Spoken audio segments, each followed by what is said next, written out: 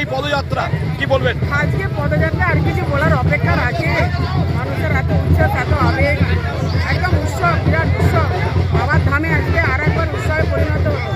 জেতার ব্যাপারে কতটা আশাবাদী দিদি? 100% আশাবাদী, 100%।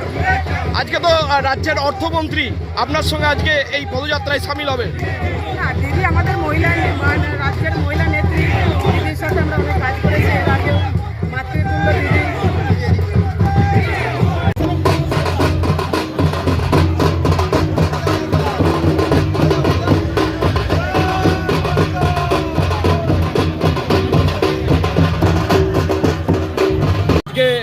এই পদযাত্রা নিয়ে কি বলবেন?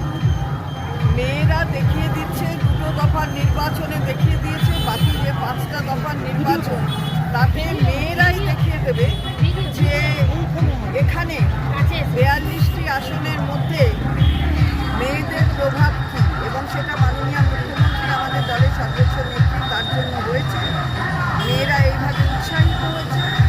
আমাদের আরামবাগের প্রার্থী আমার খুব মানে ভালো লাগে যে আমার দল একটা ব্লকের মহিলা প্রেসিডেন্টকে সংসদে যাওয়ার টিকিট দেয়। এর থেকে বড় সম্মান কিছু হতে পারে। দিদি, কতটা এই লড়াইয়ে টাফ হবে? একদিকে আরামবাগের যে সাব ডিভিশন, সেই সাব ডিভিশন বিজেপির দখলে আছে 4টে বিধানসভা। শুনুন, কোনো কিছুই কিন্তু অনন্ত নয়। সাব ডিভিশন আছে দখলে আছে, তাতে গেল কি? আগে 303টা ছিল, এখন সেটা হবে না, এখন 200 পারও হবে না।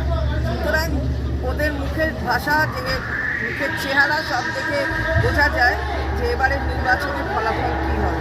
তাই কোথায় সাব ডিভিশনে কে আছে কার দখলে, তাই নিয়ে সংসদের নির্বাচন হচ্ছে।